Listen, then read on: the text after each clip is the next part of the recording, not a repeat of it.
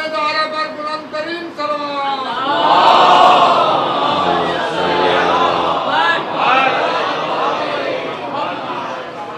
ایک سورہ فاتحہ 3 دفعہ سورہ توحید پڑھ کر تمام مومنین مومنات محرومین، تمام علماء، تمام شہداء، اپنے محرومین، میرے محرومین، بانیان مجلس کے محرومین، استاد سید شفت جعفر، شہید عارف حسینی کی روح کو پڑھ کر بسم اللہ الرحمن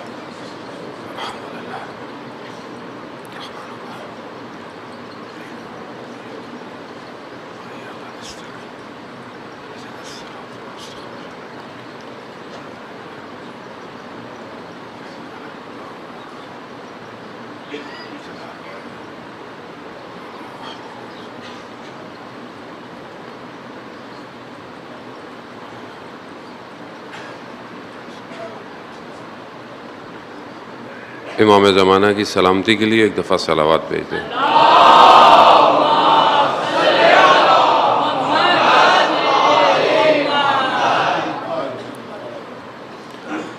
لا حول ولا قوة الا باللہ العلی العظیم۔ حسبنا اللہ ونعم الوکیل، نعم المولا ونعم النصیر۔ اعوذ باللہ من الشیطان الرجیم، بسم اللہ الرحمن الرحیم۔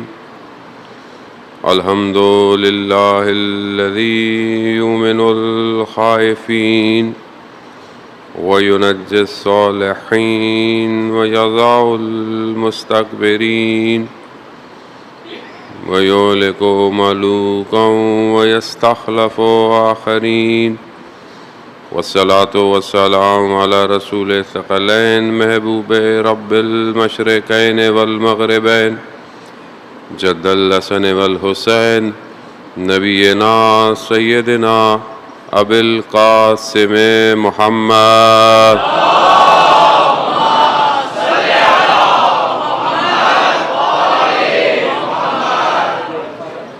وعلى آلہ الطیبین الطاہرین المعصومین، لا سیما بقیت اللہ فی الارضین، روحی وارواحنا لتراب مقدم الفدا، ولعنۃ اللہ علی اعدائہم اجمعین۔ بسم اللہ الرحمن الرحیم۔ رب اشرح لی صدری ویسر لی امری واحلل عقدۃ من لسانی یفقہوا قولی۔ اما بعد فقد قال اللہ تبارک و تعالی فی کتاب الحکیم والقرآن المجید، وما خلقت الجن والانس الا لیعبدون۔ صلوات بھیجیں محمد۔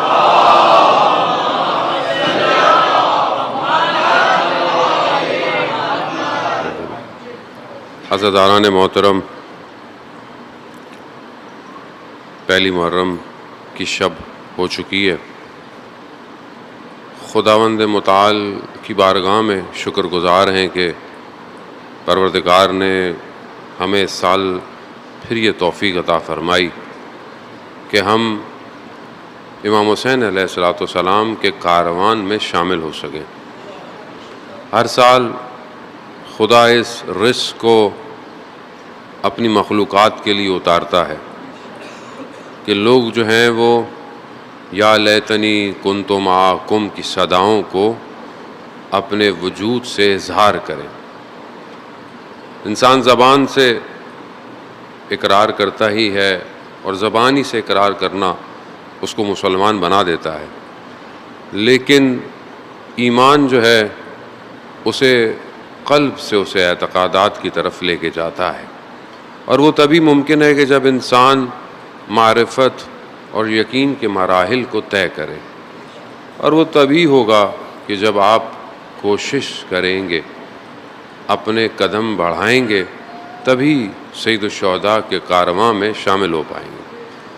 اور ایسا نہیں ہے کہ سید الشہداء نے جو حل من ناصر کی صدا جو ہے وہ صرف کربلا یا 61 ہجری کے لیے تھی، بلکہ وہ صدا ہر دور کے لیے ہے، ہر زمانے کے لیے ہے، ہر شخص کے لیے ہے۔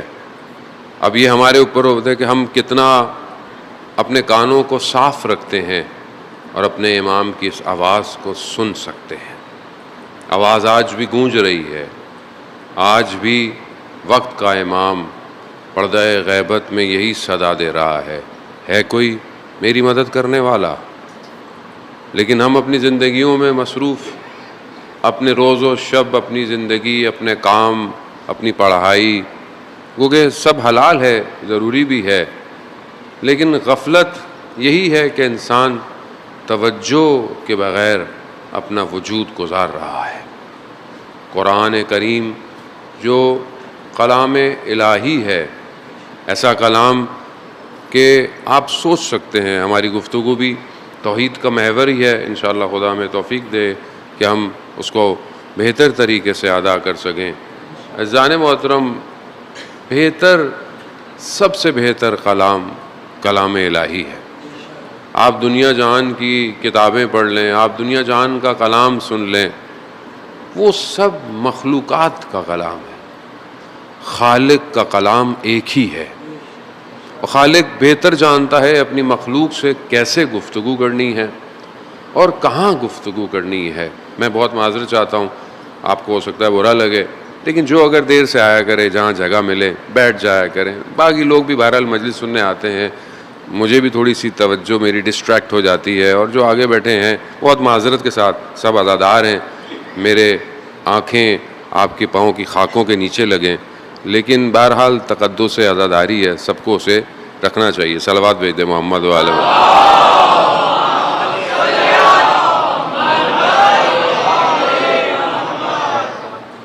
وہ امام حسین علیہ الصلوۃ والسلام نے بھی کربلا کے اس سفر کے اندر اور حتیٰ شہادت کے بعد بھی جو کلام بیان کیا وہ کلام الہی ہے۔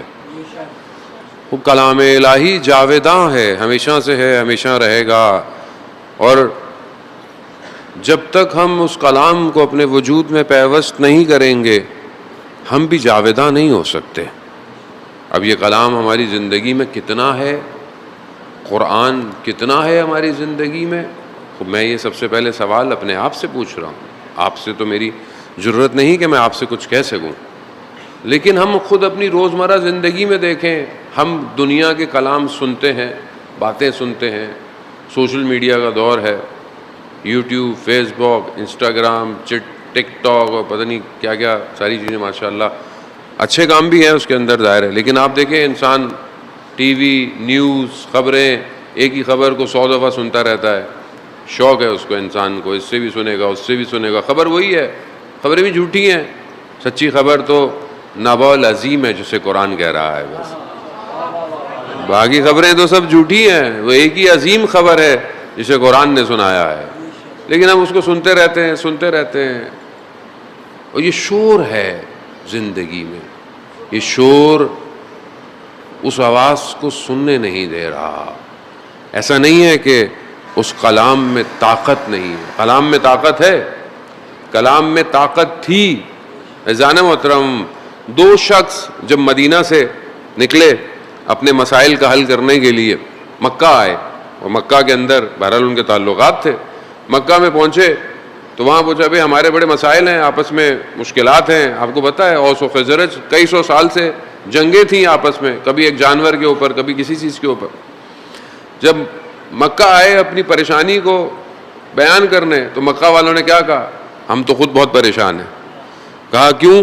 کہا وہ ایک شخص ہے جو کہتا ہے کہ میں نبی ہوں اور اپنے آپ کو اللہ کا نبی بنا رہا ہے، ہماری تو اس نے مشکل میں ڈالا ہوا ہے ہم لوگوں کو، ہم تو اپنی پریشانی میں، ہم تمہاری کیا پریشانی کریں؟ تو رسول اللہ کون ہے؟ کہا نہیں، بالکل بھی نہیں اس کو سننا۔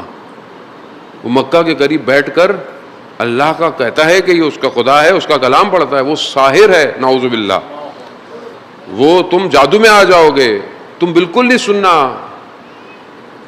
عزیزان محترم، علماء آپ کے درمیان میں بیٹھے ہوئے، تاریخ ہے، انہوں نے کانوں میں روئیاں ڈالی، وہ خانہ کعبہ گئے، اور تاکہ آواز نہ آئے کھڑے رہے، دیکھا انہوں نے رسول کو۔ ایک نے کہا کہ ہم جب واپس جائیں گے تو مدینہ والوں کو کیا بتائیں گے، کیا کہیں گے؟ کہ مطلب کہیں گے کہ ایک شخص ایسا وہاں پہ ہے، آ گیا ہے اور یوں کر رہا ہے، لیکن کیا بتائیں گے؟ ہم کیا کہیں گے؟ ہمارے کان بند تھے تو ہمیں لوگ کہیں گے کہ بھائی سنتے تو صحیح وہ کیا کہہ رہا ہے۔ انہوں نے روئی اڑا لی، بس کلام الہی تھا، اثر کر گیا۔ وہ ایسا اثر کیا کہ وہ دونوں جو ہے وہ رسول کے گرویدہ ہو گئے، اور یہی وہ شخص ہیں کہ جنہوں نے رسول کو بعد میں جو ہے وہ دعوت دی۔ اور مدینہ ایسے نہیں پلانڈ ہوا، مدینہ سسٹمیٹک پلان تھا۔ یہ کلام الہی، لیکن اس کے لیے وجود کا پاک ہونا بڑا ضروری ہے، ورنہ قرآن بہت لوگ تلاوت کر رہے تھے، کرتے ہیں، وجود پاک نہ ہو تو یہ اثر نہیں کرتا۔ عزیزان محترم، خوب اپنے وجود کو پاک کریں۔ وہ 3 طرح کی مصیبتیں اور بلائیں ہیں عزیزان محترم، 3 طرح کی چیزیں ہیں کہ جس پر انسان کے اوپر آئیں تو انسان صبر کرتا ہے۔ قرآن کئی جگہ اس کو کہہ رہا ہے کہ بہرحال جب ان پر کوئی مشکل پڑتی ہے بہرحال یہ صبر کرتے ہیں۔ خدا بھی قرآن میں ان اللہ مع الصابرین، بے شک خدا صبر کرنے والوں کے ساتھ ہے۔ بس مقدماتی سے گفتگو ہے عزیزان محترم۔ صبر جو ہے وہ 3 چیزوں پر ہے۔ پہلا صبر جو ہے وہ معصیت پر، یعنی انسان جو ہے وہ گناہ سے اپنے آپ کو بچائے، یعنی گناہ اس کے سامنے ہو مگر وہ صبر کرے۔ اب یہ معصیت پر، گناہ پر صبر کرنا یہ خود صبر ہے۔ آپ کے سامنے آپشن ہے گناہ کرنے کا، لیکن آپ صبر کر رہے ہیں۔ خاص طور پہ جوان، آج کے سوشل میڈیا انٹریکشن بہت زیادہ ہے، آپ کچھ دیکھ رہے ہیں، کچھ پڑھ رہے ہیں، کچھ سن رہے ہیں، محرم ہے، نوحہ سن رہے ہیں، مجلس سن رہے ہیں۔ خوب ظاہر ہے یہ جو کلاؤڈ سسٹم ہے انٹرنیٹ کا، خوب یہ ظاہر ہے ہم نے نہیں بنایا، یہ کسی اور کی سرزمین ہے، یہ ملک ہے پورا، یہ ایک پوری حکومت ہے۔ خوب اس پر کوئی بھی چیز آپ کی مرضی سے نہیں آتی ہے، اس کے اپنے الگورتھم ہے۔ کوئی چیز غلط آ جائے، اب انسان کا نفس کیا کہتا ہے؟ کلک کرو آگے کی طرف۔ خوب یہاں صبر ایک صبر کی قسم ہے، اور آپ نے کر لیا تو ان اللہ مع الصابرین ہے۔ خوب یہ صبر کرنا ہے، آپ نے اگنور کرنا ہے، خوب یہ صبر ہے، کوئی بھی نہیں دیکھ رہا لیکن آپ نے صبر کرنا ہے۔ دوسرا، بہرحال خدا نے اس کے اوپر چیزوں کو واجب رکھا ہے، عبادت ہے، نماز ہے، روزہ ہے، سخت ہے، رات کو جاگے ہوئے تھکے ہوئے ہیں، 1 گھنٹہ ہوا ہے، سوئے ہیں، فجر اذان ہو گئی ہے، اب آپ نے اٹھنا ہے، اب آپ کیا بولیں گے؟ نیند آ رہی ہے، تکلیف ہے، بدن نہیں اٹھا جا رہا، مگر آپ نے صبر کرنا ہے۔ خدا کی عبادت کے لیے صبر کرنا ہے، اٹھنا ہے۔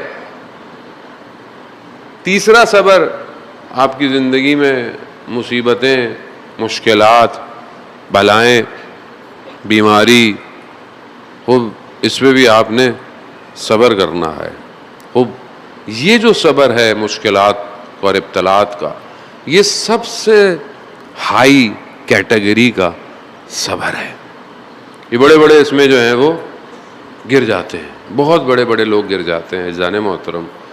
دوسروں کی مشکل پہ کہہ دینا کہ صبر کریں آسان ہے، جب اپنے اوپر آتی ہے مشکل ہے بہت۔ بچہ بیمار ہو جائے انسان تڑپنے لگتا ہے، کوئی زندگی میں حادثہ ہو جائے انسان آپے سے باہر آ جاتا ہے۔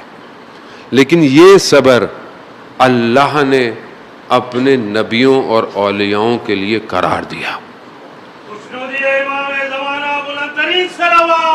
اللہم صلی علی محمد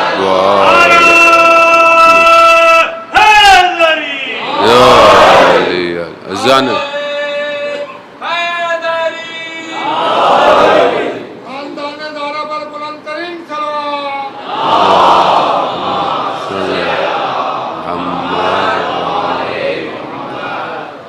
وہ بیان ہوتے ہیں امام موسیٰ کاظم علیہ الصلوۃ والسلام، اللہ صلی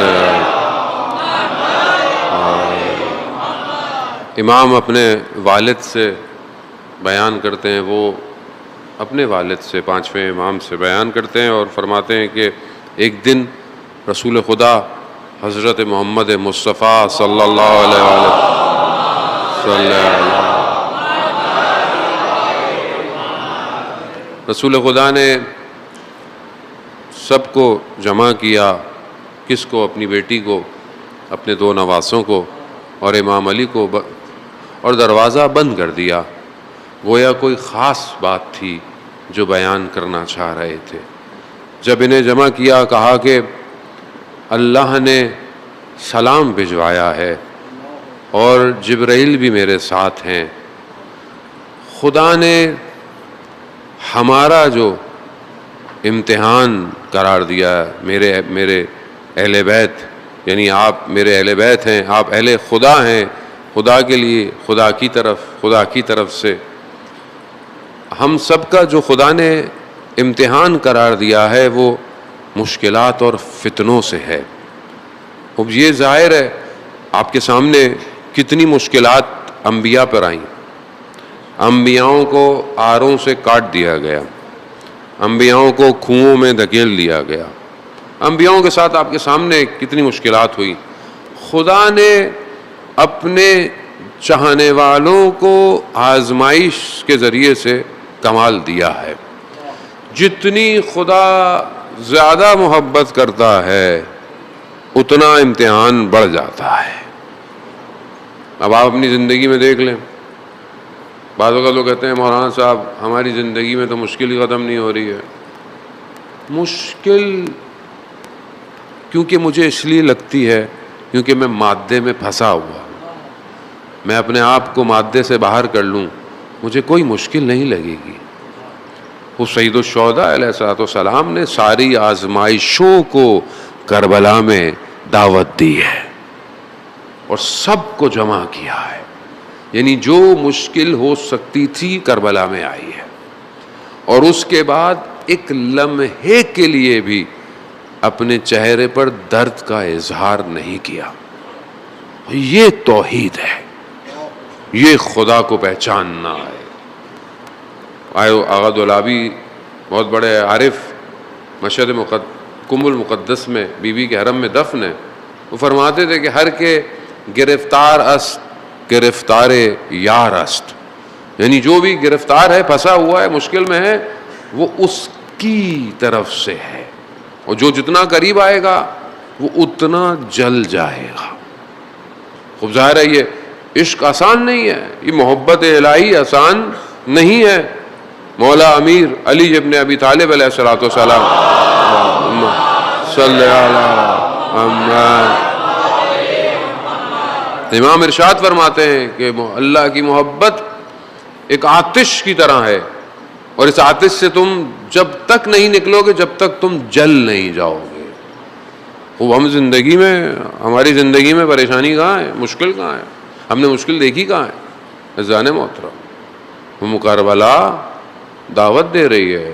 اگر مشکلات کو برداشت کر سکتے ہو آؤ، لیکن یہ مشکلات تمہیں جو ہے وہ گوہر کی طرح چمکا دے گی. وہ اسی لیے انسان جو ہے وہ اس طرف آتا ہے. لیکن اس کی سب سے بڑی جو چیز وہ معرفت ہے. اگر انسان پہچان جائے تو وہ پھر پلٹتا نہیں ہے.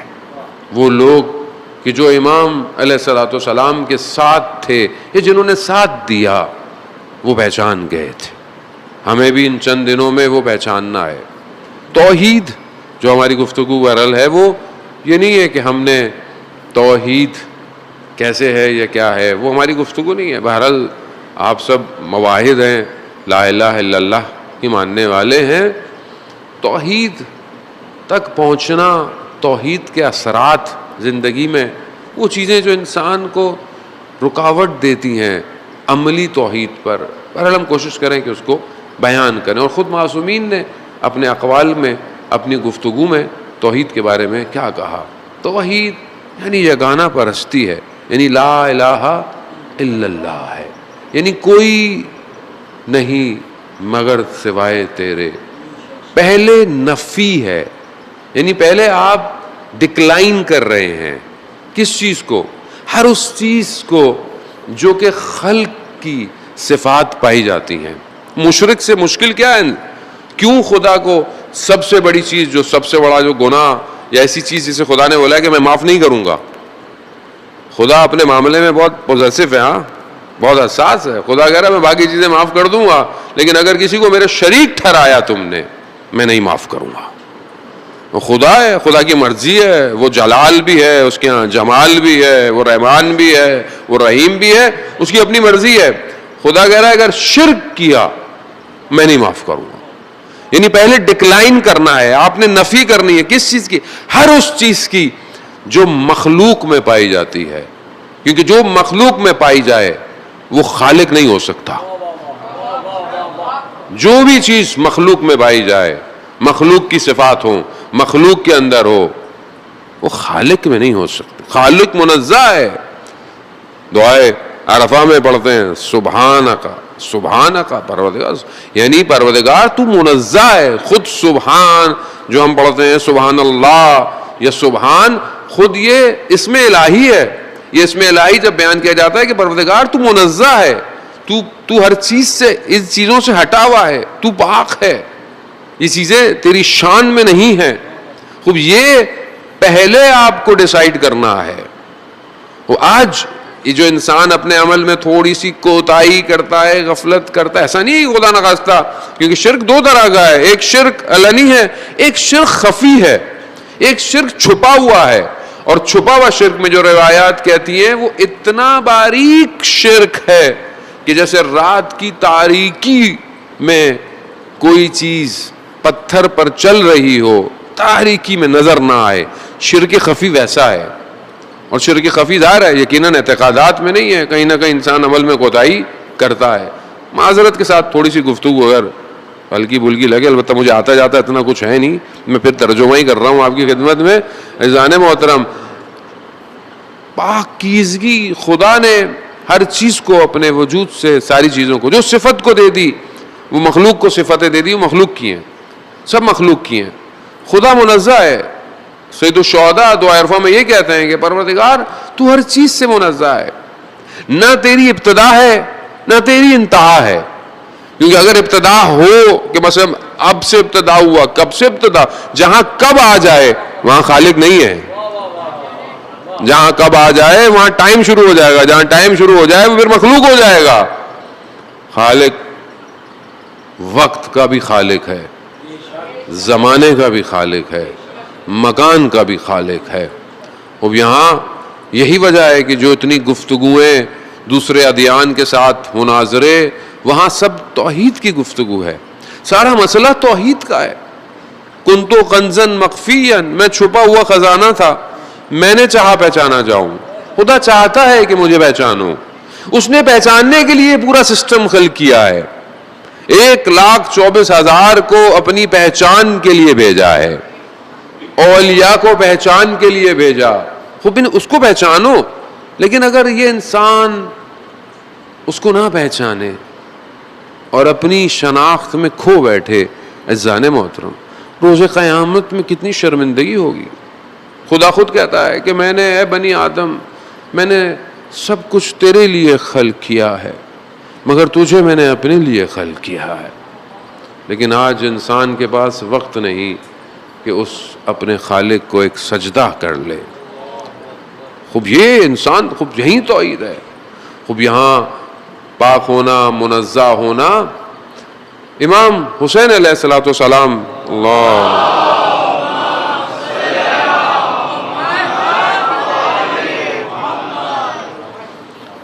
کوئی امام نے, بہت سارے امام کے خطوط ہیں, امام کی گفتگو ہے, امام کے خطبے ہیں. دعا عرفہ تو کمال ہے, یعنی وقت اگر اجازت دے تو میں اس میں سے یقیناً آپ کی خدمت میں پیش کروں گا. بصرہ والے لوگوں نے, کچھ لوگوں نے امام کو خط لکھا اور صمد کے بارے میں, کہ جو ہم سورہ توحید میں بھی پڑھتے ہیں, بسم اللہ الرحمن الرحیم, قل واللہ احد اللہ الصمد لم یلد ولم یولد ولم یکن لہ کفوا احد. خوب یہ صمد کے معنی کیا ہیں, امام سے پوچھا. امام نے اس کی تعریف کی, امام نے اس کی تشریح بیان کیا. خوب اسی پورے فریز کو کئی اور احادیث کے اندر بھی جو ہے وہ بیان کیا گیا ہے. خوب سارا مسئلہ باقی ادیان کے ساتھ یہی تھا. جہاں بعض اوقات یہودی جو ہے وہ یہ کہتے تھے کہ حضرت زہیر جو اللہ کے نبی ہیں وہ اللہ کے بیٹے ہیں, حضرت عیسیٰ اللہ کے بیٹے ہیں. خوب یہ ظاہر ہے خوب سارا مسئلہ یہی تھا کہ یہ خدا کو نہیں پہچانے. یعنی خدا وہ ہے کہ نہ جسے کسی نے پیدا کیا ہے اور جو نہ کسی کو پیدا کرتا ہے. پیدا کرنا الگ ہے, خلق کرنا الگ ہے, وہ دونوں چیزوں میں فرق ہے. نہ کسی نے اس کو جنا ہے نہ اس نے کسی کو جنا ہے. خوب یہ سادہ سا ترجمہ ہے, لم یلد ولم یولد. ویسے تو روایات ہیں کہ سورہ توحید آخری زمانے میں لوگوں کو سمجھ میں آئے گی. بہرحال ابھی آخری زمانہ تقریباً آ ہی گیا ہے, تھوڑا ہی عرصہ رہ گیا ابھی انشاءاللہ, بلکہ ہم تو کہیں کہ ابھی امام کا ظہور ہو جائے. صلوات بھیجتے محمد اللہ.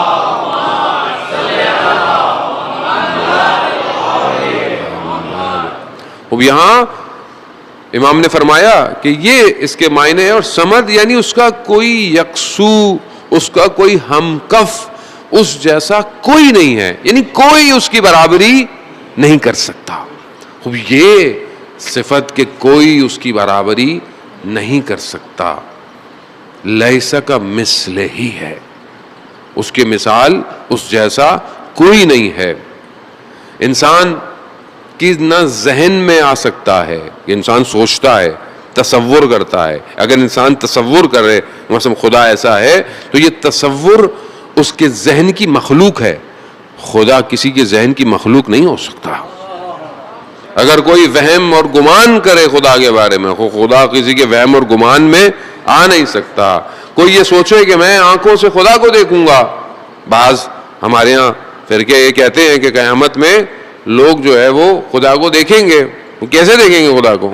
اگر وہ خدا کو دیکھے تو وہ تو بدن ہوگا, جسم ہوگا, چاہے جس طرح کا بھی ہو. وہ جو آنکھوں میں سما ہے وہ خدا تھوڑی ہے, خدا نہیں سما. اب یہ کہ خدا ہے کیا, ابھی بچے بولے کہ خدا کیا ہے.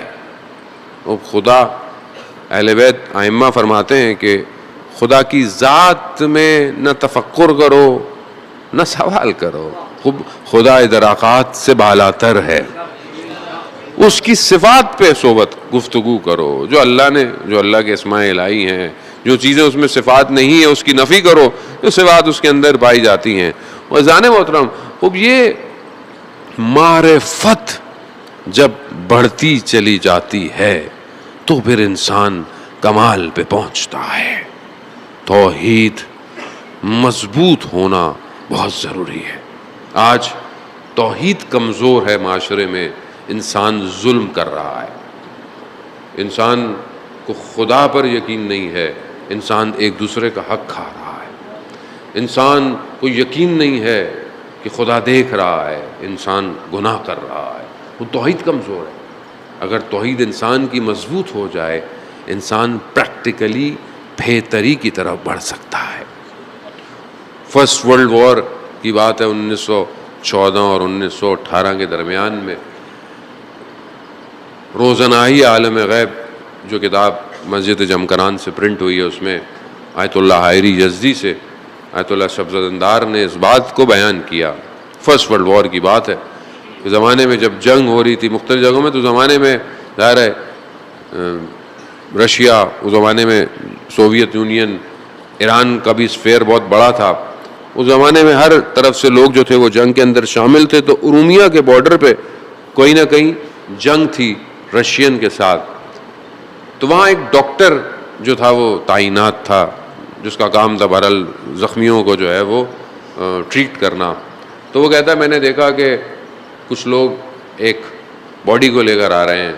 تو میں نے کہا شاید یہ لاش ہے, مر گیا ہے, لیکن میرے سامنے لا کے رکھا تو دیکھا اس کے اندر جو بندہ تھا وہ زندہ تھا. اس نے مجھے کہا کہ میرے پیچھے جو ہے نا وہ تیر لگ گیا ہے, نیزا ٹائپ, تم اسے نکال دو. تو اس نے کہا کہ میرے پاس ایسی دوائی نہیں کہ میں تمہیں بے ہوش کر کے نکال سکوں. کہا نہیں, مجھے مسئلہ نہیں ہے. تم, کہا رات کا وقت ہے, اندھیرا ہے. تو کہا مسئلہ نہیں, تمہارے پاس چاقو ہے, تمہارے پاس جو ہے وہ جو پیون لگاتے ہیں وہ ہے, کہاں ہے؟ کہا بس چاقو سے کاٹو اور جو ہے وہ مجھے اس کے بعد سی دو جو بھی ہے. کہا تمہیں تکلیف نہیں ہوگی؟ کہا نہیں مجھے کچھ نہیں ہوگا. کہا اس کو میں نے اٹھایا, پتھر پہ لٹا دیا, رات کی تاریکی تھی, میں نے چاقو سے کاٹا, نکالا, سیا. میں نے دیکھا کہ اس نے ایک چیخ بھی نہیں ماری. جب میں نے اس کے چہرے کی طرف دیکھا تو وہ زمین کی طرف تھا, اور زمین اس کے چہرے سے روشن ہو رہی تھی. میں نے جب غور سے سنا تو وہ ذکر الہی میں مشغول تھا. جب میں نے سب کر لیا تو میں نے اسے پوچھا کہ تمہیں تکلیف کیوں نہیں ہوئی؟ تو اس نے کہا کہ جب امیر المومنین علیہ الصلوۃ والسلام کے اللہم صلی علی محمد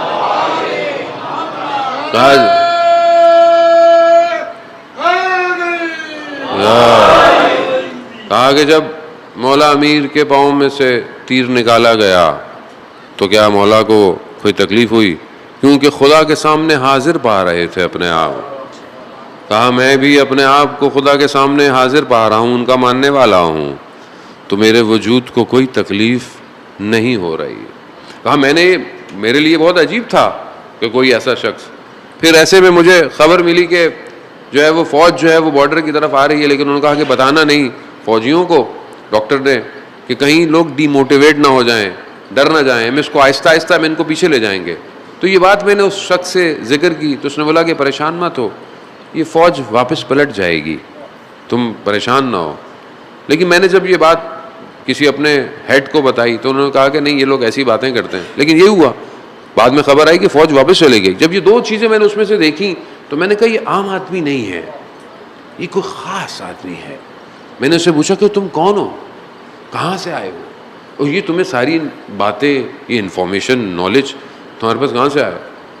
تو اس نے کہا کہ میں وقت کے امام کے چند ساتھیوں میں سے ایک ساتھی ہوں. کہا کہ ہماری بہرحال ڈیوٹی لگی ہوئی ہے اور ابھی ہم 4 لوگ ہیں.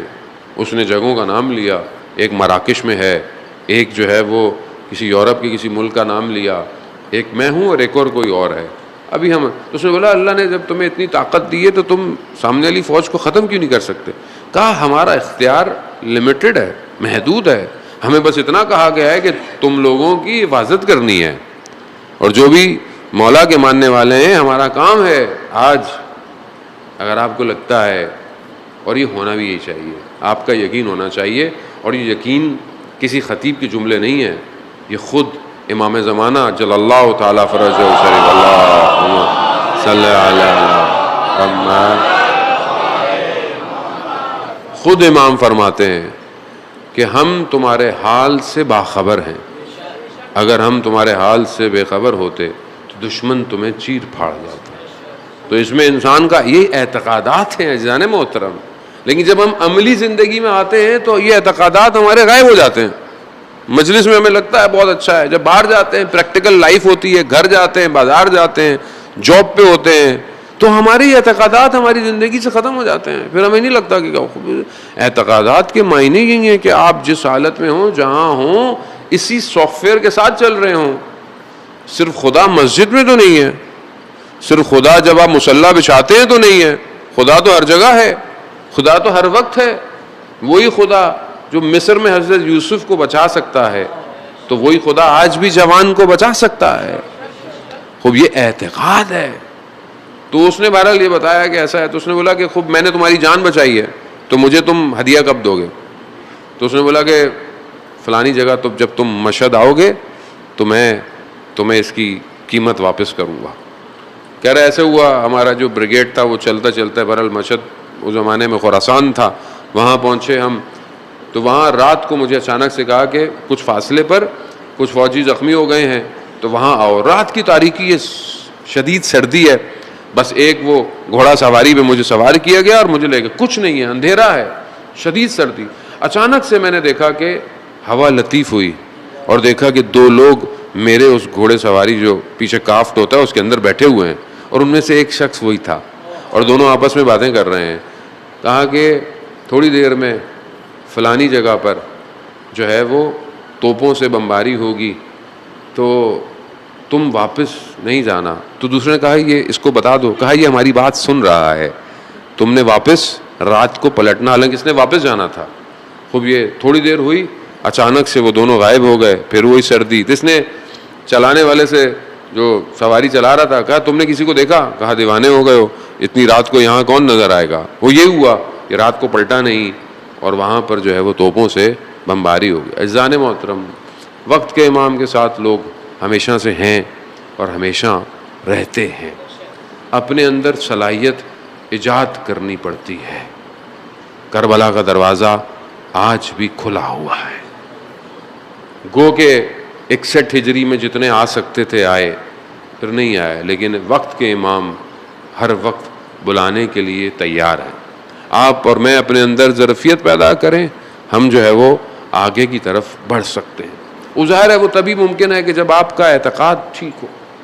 توحید عملی انسان کی زندگی میں امپورٹنٹ ہے, اور توحید انسان کے آشکار, انسان کی گفتگو سے پتہ چلتی ہے کہ وہ کس کا ماننے والا ہے. انسان کا نفس سب سے زیادہ مشکلات پیدا کرتا ہے. انسان کا وجود اسے خدا کی طرف, یعنی وہ خواہشات ہیں.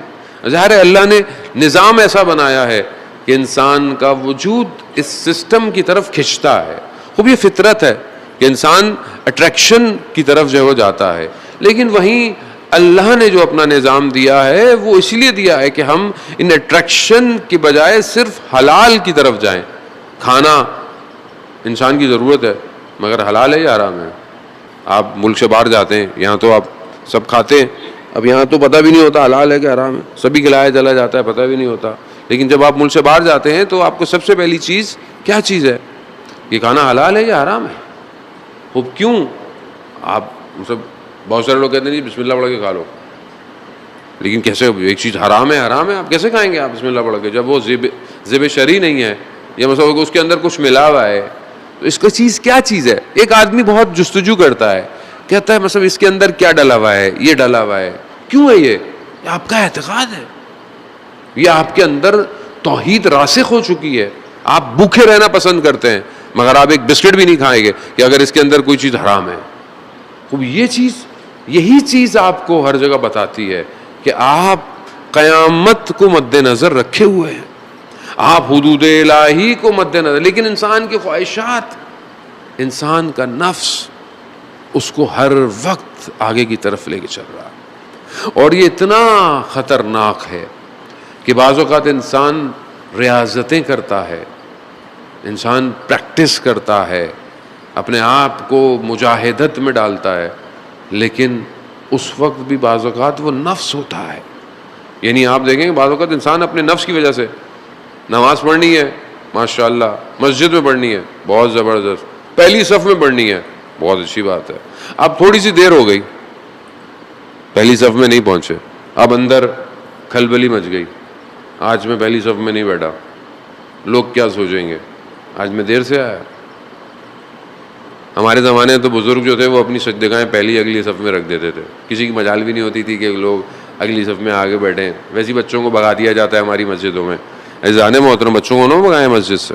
آج آپ بچے کو مسجد سے بھگائیں گے, کل کبھی بھی وہ نہیں آئے گا. واللہ کی مرضی, آپ کھیلنے دیں بچوں کو, چاہے سجدگاہ اٹھ کے بھاگتے ہیں بھاگنے دیں, کھیلنے دیں. وہ یہاں پہلی صف میں نہیں پہنچا, لوگ کیا سوچیں گے. میں روز مجلس میں آگے بیٹھتا ہوں, آج مولانا کو نظر نہیں آؤں گا, مولانا کیا سوچیں گے. بھائی میں کیا سوچوں گا, میرے لیے تھوڑی آ رہے ہیں آپ, امام کے لیے آ رہے ہیں آپ. وہ یہ نفس ہے, نفس. انسان پوری زندگی گزار دیتا ہے, لیکن اسے یہ نہیں پتا ہوتا کہ یہ خدا کے لیے نہیں کر رہا ہے, نفس کے لیے کر رہا ہے. یہی چیز میں خاموش رہوں, میں یہ بات سنوں. خوب یہ نفس ساری زندگی انسان کو دھوکہ دیتا ہے.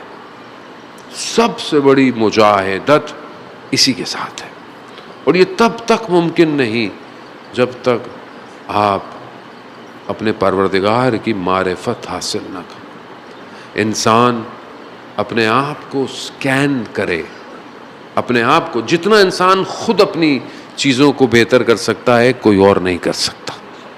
خود انسان کو احساس ہو, اپنا آپ کو آئینے میں دیکھے, اپنے نفس کو کیٹر کرے, اور یہ تب ممکن ہے جب آپ پریکٹس کریں. آج کے دور کے اندر محاسبہ بالکل نہیں ہے. وہ انسان کیسے اپنے آپ کو سکین کرے؟ دنیا کی کوئی چیز سکین تو نہیں کر سکتی آپ کے بیماریوں کو, جو آپ کے نفس کی روح کی بیماریاں ہیں, اس کو آپ نے خود کرنا ہے. آپ اگر رات کو وضو کریں سونے سے پہلے, اور اگر آپ مصلی بچھا کے بیٹھ جائیں تو آپ خدا کی بارگاہ میں پورے دن کو ریوائنڈ کریں، چیک کریں میں نے پورے دن میں کیا کیا کیا، میں نے جملہ غلط کہاں بولا، میں نے نگاہیں غلط کہاں اٹھائیں، میں نے سوچا غلط کیا کیا. تھوڑی سی دیر لگتی ہے، اب اس کو سوچیں. اگر ایک رپورٹ سامنے آ جاتی ہے اور اس میں آ جاتا ہے یہ نیگیٹو ہے یا پازیٹیو ہے، وہ بلڈ بھی تو ٹیسٹ کراتے ہیں آپ، تھوڑی دیر میں رپورٹ آ جاتی ہے، کلر یہ ہے فلانا، یہ ہے ہیموگلوبن، یہ ہے وائٹ پلیٹس، یہ ہیں کولیسٹرول اتنا ہے، سب کچھ اتنا ہے. وہ بلڈ میں بھی تو آ جاتا ہے نا، ایک قطرے سے انسان کو پتہ نہیں کیا کیا پتہ چل جاتا ہے. خوب آپ خدا سے اگر مدد مانگیں تو خدا آپ کے وجود میں ان قطروں کو ایجاد کرے گا کہ نہ صرف اپنے آپ کو بلکہ اپنے اطراف کی بیماریوں کو بھی دیکھنا شروع کر دیں گے. خوب ایجاد کریں. سید الشہداء کے ماننے والے ہیں، اپنے آپ کو بلند کریں. محرم بلندی کے لیے ہے، مجلس حسین اپنے آپ کو بلند کرنے کے لیے، پستی کے لیے نہیں ہے. یہ ذکر الہی ہے، یہ ان کا ذکر ہے کہ جن کے لیے رسول خدا حضرت محمد مصطفیٰ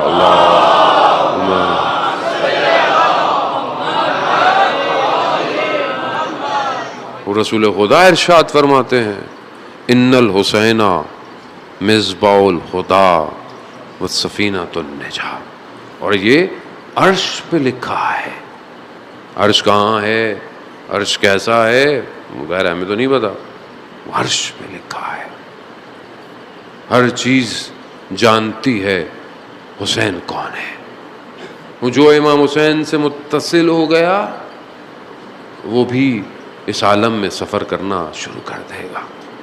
یہ آسان ہے، یہ آسان نہیں ہے کہ 1400 سال گزرنے کے بعد آپ جو ہے وہ امام تو معصوم ہے یقیناً، امام عبد صالح ہیں، انسان کامل ہیں، نور ان انوار میں سے ہیں، کسی سے خدا نے خلق کیا ہے. لیکن جو امام کے ساتھ متصل ہوئے، جڑ گئے، وہ خود دیکھیں ان کا درجہ کیا ہے. آپ ان کو یاد کرتے ہیں، آپ ان کو سلام کرتے ہیں، آپ ان سے توسل کرتے ہیں. یہ آسان نہیں ہے زان محترم. مطلب تھوڑا سا آپ اس مادے سے باہر آئیں، تھوڑا سا میٹر سے باہر آئیں. میں اس لیے گزارش کرتا ہوں جب مجلس میں آئیں وضو کر کے آئیں، وضو کر کے آئیں. نورانیت آپ کے وجود سے باہر آنی چاہیے. جب آپ نورانیت آئے گی تو پھر آپ کو یہ نور نظر آئیں گے. آپ صرف ایک نور کو دیکھیں کہ 61 ہجری میں آخری لمحے ایک شخص آتا ہے، ہاتھوں کو باندھ کے، آنکھوں پہ پٹیاں، اپنی غلطی کی جو ہے وہ اس کو ازالہ کرنے امام کے پاس آتا ہے. امام سے معذرت کرتا ہے. امام ہے، امام رؤوف ہے، امام مہربان ہے، امام ہادی ہے، ہدایت کرنے والا ہے، امام کا دروازہ کھلا ہوا ہے. یہ ہم لوگ ہیں جو ایک دوسرے پہ الزام لگاتے ہیں، یہ ہم لوگ ہیں جو ایک دوسرے کو جنت اور دوزخ بانٹ رہے ہیں. ہم کون ہوتے ہیں؟ مولانا صاحب یہ تو وہ ہیں جو مجلس میں آخر میں آتے ہیں. خوانے دو، مجلس تمہاری ہے، مجلس حسین کی ہے. حسین نے تو آخری آنے والے کو سب سے پہلے کمال پہ پہنچایا ہے، سب سے پہلے کمال پہ دیا. مولانا یہ صرف نیاز کھانے آتے ہیں، وہ کھانے دو. حسین کریم ہے، حسین کا لنگر بہت بڑا ہے، یہ حسین کی نیاز کھائے گا تو اس کا وجود پاک ہو جائے گا. مولانا یہ صرف ماتم کرتے ہیں، وہ کرنے دو. یہ ہاتھ حسین حسین کر کر اس کے سینے پہ لگیں گے، اس کا وجود نورانی ہو جائے گا. مگر اس شخص کا واقعہ آپ نے نہیں سنا. بہت بڑے عالم دین رات کی تاریکی میں شہر سے گزر رہے تھے، دیکھا کہ ایک شخص نشے کی حالت میں اوباش ہے، بدماش ہے. کہا شیخ کہاں جا رہے ہو؟ کہا مجلس پڑھ کے آ رہا ہوں. کہا ہمارے لیے بھی مجلس پڑھو. اب انہوں نے کہا کہ میں اب اس کو کیا سمجھاؤں. کہا دیکھو مجلس یہاں تو نہیں پڑھی جا سکتی، تم مجلس کبھی رکھو کہیں تو ہم آ جائیں گے.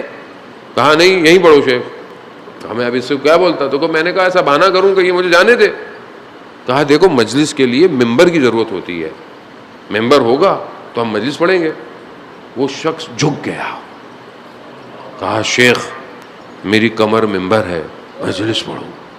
کہا کوئی چارہ نہیں تھا، میں اس کی پیٹھ پہ بیٹھ گیا. صرف میں نے یہاں کہا اعوذ باللہ من الشیطان الرجیم کہا، میں نے دیکھا اس کا بدن کانپنا شروع کیا. میں نے تھوڑا ہی سا کچھ کہا، میں اٹھ گیا گھبرا کے. میں نے کہا یہ نہ ہو کہ اس کو کچھ ہو جائے. دیکھا اس کی آنکھوں میں آنسو ہیں، گریے کر رہا ہے. اس نے کہا شیخ آؤ میں تمہیں تمہارے گھر تک چھوڑ دوں. میں نے کہا نہیں میں چلا جاؤں. ہاں نہیں، کہیں تمہیں کوئی اور تنگ نہ کرے. جیسے ہی میرے دروازے پر آیا میں جانے لگا. کہا شیخ ایک سوال پوچھو. ہاں پوچھو. کہا شیخ کیا قیامت والے دن منبر حسین جہنم میں جلایا جائے گا؟ اللہ اکبر اللہ، یہ ہے حسین. نہیں سمجھے؟ نہیں سمجھے اذانے وہ نہیں سمجھے. ہم نہیں پتا ہم لوگ کس وادی میں رہ رہے ہیں. نہیں ہے، یہ حسین کی وادی ہے. یہاں خاک شفا ہے، خاک شفا. یہاں وہ خاک ایسی ہے جہاں روزے عرفہ میں خدا پہلے کربلا پہ تجلی کرتا ہے. حسین کو نہیں سمجھے؟ نہیں سمجھے. میرے ماں باپ قربان، بے ابی انتا و امی روحی لکل فدا، سب قربان ہو جائے، ٹکڑے ٹکڑے ہو جائے. نہیں کر سکتا جو امام حسین نے کیا. جس طرح انسانیت کو بچایا، انسانیت، نہ مذہب ہے نہ فرقہ ہے. حسین جانے موت. شیخ ممبر قیامت میں جہنم میں تو نہیں جلایا جائے گا؟ تو شیخ کہتے ہیں کہ نہیں، ممبر جہنم میں نہیں جلایا جائے گا. بس عزاداران محترم نور کو سمجھیں. ابھی تک وہ نور ہدایت دے رہا ہے جو سب سے آخر میں آیا، آخر میں آیا، سب سے پہلے گیا. ایسا ہے آج تک پوری کائنات اسی انتظار میں ہے کہ کاش میں بھی حر کی طرح آزاد ہو جاؤں، میں بھی حر کی طرح اپنے امام کا سپاہی بن جاؤں. یہی تو ہے، امام کو ایک حر کا انتظار ہے، ایک حر کا انتظار. بس عزاداران محترم، البتہ یہ کارواں 2 محرم کو کربلا پہنچے گا. سوچ کے میں کچھ اور آیا تھا، لیکن بہرحال حضرت حر نے خود کرم کیا، اس نور نے ہمارے اوپر تجلی کی ہے کربلا سے. عزاداران محترم، آیت اللہ عائری یزدی فرماتے ہیں کہ جب میں کربلا میں پڑھتا تھا تو میں نے کم آنے سے پہلے حضرت حر سے توسل کیا، اور اس توسل کے نتیجے میں میں نے حوزہ علمیہ کم بنایا. کم میں جو حوزہ ہے، جو کتنے سالوں سے پوری دنیا میں طالب علموں کی تربیت کر رہا ہے.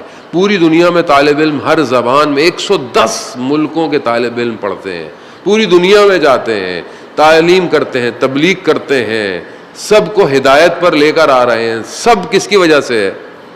حضرت حر. اللہ نہیں سمجھے، میں آپ کو لفظوں میں بیان نہیں کر سکتا. عزیزان محترم، یہاں تھوڑا اپنے آپ کو بلند کرنا پڑے گا. کیسا مقام ہے کہ امام کی سواری کو حضرت حر نے روکا ہے. امام جانا چاہتے ہیں مگر حر نے روک لیا. امام نے ایک جملہ کہا. امام اللہ کا نمائندہ ہے، ایک ایک لفظ نپاتلا ہے، ایک ایک جملے میں ہدایت ہے. امام نے کیا فرمایا حر سے؟ حر تیری ماں تیری عزا میں بیٹھے. بس امام جانتے تھے حر کو کہاں سے بیدار کرنا ہے. بس یہ جملہ جیسے سنا، حر نے فرمایا کہ مولا اگر آپ کی جگہ کوئی اور ہوتا تو میں ان کے لیے بھی یہی، مگر آپ کی والدہ کا مقام اتنا بلند ہے اللہ بس حر کمال کر گیا. حر نے مکان اور زمان کو توڑ دیا. آج بھی حر دیکھے نا, یہ حر نے کمال کیا ہے, ایک تجلی حاصل کی سیدہ کے نام کی, بس پرواز کر. آج دیکھیں آپ کہاں کہاں حر کا ذکر ہو رہا ہے. ہر کوئی چاہتا ہے مولا میرے بھی ہاتھ بندھے ہوئے, میں بھی آنکھوں میں پٹیاں لیے آپ کی بارگاہ میں آیا ہوں, مولا مجھے بھی معاف کر دے. وہاں عزاداران محترم جیسے ہی یہ کہا, وقت گزر گیا, شب عاشور آئی, حر ٹہل رہا ہے, ٹہل رہا ہے. پوچھنے والے نے پوچھا حر کیا ہوا؟ اگر کوئی مجھ سے پوچھتا کہ کوفہ میں سب سے بہادر شخص کون ہے تو میں تمہارا نام لیتا. یہ تمہیں کیا ہو گیا ہے, یہ تم کیوں پریشان ہو؟ کہا کہ قرار یہ نہیں تھا. کہا کیا؟ کہا جنگ قرار نہیں تھی, یہ تو صبح جنگ کی باتیں کر رہے ہیں. ہوگا کہ میں اپنے آپ کو جنت اور جہنم کے درمیان میں دیکھ رہا ہوں. بس عزاداران محترم کوئی نہیں بچا سکتا سوائے سیدہ کے, کوئی نہیں بچا سکتا, کوئی نہیں. یہ ایمان, اعتقاد. یہیں پر میں آپ کو ایک جملہ عطا کرتا چلوں. آیت اللہ فاطمی نیا رضوان اللہ تعالی علیہ فرماتے ہیں کہ اگر تم یہ دیکھنا چاہتے ہو کہ خدا نے ابھی تک تم پر خیر رکھی ہوئی ہے, خیر میں یعنی خدا تمہیں چھوڑا نہیں ہے, تو اپنے دل میں سیدہ کی محبت دیکھو. اگر یہ محبت ہے سمجھ لو خدا نے تمہیں چھوڑا نہیں ہے. اللہ, خدا کا اپنا نظام ہے, خدا کا اپنا. بس عزاداران محترم حر پلٹ آیا اپنے بیٹے کے ساتھ, اپنے غلام کے ساتھ, اپنے بھائی کے ساتھ. بہرحال مقاتل بیان کرتے ہیں. جب آ رہا ہے تو امام کو بتایا گیا حر آ رہا ہے. اللہ اکبر. امام اس دن سے حر کا انتظار کر رہے ہیں. قربان جاؤں امام پر. اللہ اکبر, اللہ اکبر. علی اکبر کو بھیجا, جاؤ علی اکبر حر کو لے کر آؤ. آئے امام کے آگے جھک گئے, معافی مانگی, مولا مجھے معاف کر دے, مجھ سے غلطی ہو گئی. نہیں حر کوئی بات نہیں, آؤ بس. مولا مجھے جانے دے, مجھے اجازت دے. جب کوئی مہمان آئے تو تھوڑی دیر تو بٹھانا چاہیے, تھوڑی دیر تو بٹھانا چاہیے. نہیں بٹھایا. ہاں اور جاؤ. بہت سارے لوگ جانا چاہتے ہیں, مقتل ہے, آپ سنتے رہتے ہیں, پڑھتے رہتے ہیں. ابھی تو بہرحال شروع ہوا ہے معاملہ, ابھی تو ہم وادی میں قدم رکھنا چاہ رہے ہیں. عزاداران محترم ابھی تو وادی طوبا کھلی ہے. آج کی شب عرش سے دسترخوان نیچے بچھ رہا ہے. عزاداران محترم خون آسماں پہ اپنے قطروں کو نچھاور کیے ہوئے. آج وہ کرتا, اللہ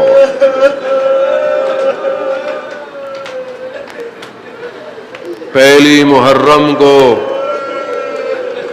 وہ خون بھرا کرتا, وہ نیزوں کے نشان عرش پہ لٹکا دیا جاتا ہے. عزادار مہمان ہے, تھوڑی دیر تو مولا آپ نے بہت سے لوگوں کو تو جانے ہی نہیں دیا. بولا نہیں ابھی نہیں جاؤ, ابھی نہیں. یہ حر کو کیسے جانے دیا؟ مہمان تھا. مہمان جب آئے تو کچھ تو پوچھا جاتا ہے, کچھ نہیں تو پانی تو پوچھا جاتا ہے. مگر یہاں زہرا کا لال 3 دن کا پیاسا ہے, پانی نہیں ہے. کیا کہا حر جاؤ. حر گئے, حر جانے لگے. حر اہل حرم کے خیموں کے سامنے آئے. اللہ، بس اجازت چاہوں گا. بس آپ نے گریہ کیا، خدا قبول کرے. حضرت حر ہماری شفاعت فرمائیں، ہمیں راستہ دیں، ہمیں ہدایت دیں، ہمارے امام تک ہمیں پہنچائیں. عزاداران، ہر شہید بہت بڑا مقام رکھتا ہے. عزاداران محترم حر آئے، اہل حرم کے سامنے بیٹھے، خاک اپنے سر پہ ڈالی، ہاتھوں کو نہ جانے کس طرح باندھا ہوگا، اور کہا امیر کی بیٹیوں سے کہ قیامت میں اپنی والدہ سے میری شکایت مت کیجیے گا. بس یہ کہنا تھا، حر گئے. بس عزاداران محترم، حر سے پہلے حر کا بیٹا شہید ہوا. حر کا جیسے بیٹا شہید ہوا نا، حر اپنے بیٹے کے جنازے پہ پہنچے. امام حسین پہلے پہنچ گئے. بس ایک جملہ، التماس دعا. عزاداران محترم بس پہنچے. یہ جملہ ذہن میں آئے، پورے 10 دن روتے رہیے گا، جہاں جہاں بیٹھے روتے رہیے گا. کہا حر باپ جوان بیٹے کے لاشے پہ نہیں.